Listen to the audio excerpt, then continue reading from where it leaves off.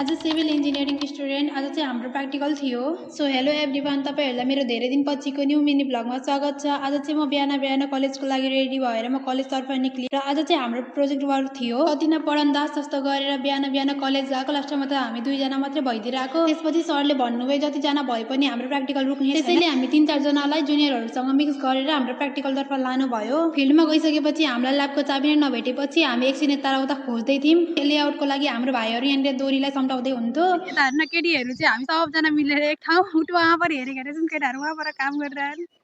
त्यसपछि यहाँनिर केटाहरू चाहिँ पेकको निर्माण कार्य सम्पन्न गर्दै हुनुहुन्थ्यो। त्यसपछि हामी चाहिँ केटीहरूलाई काम नपाएपछि आफ्नो हाइट नाप्दै मैले चाहिँ मेरो हाइट नापेको बल्ल 1 इन्ची त अलिकति भए पनि बढेको रहेछु।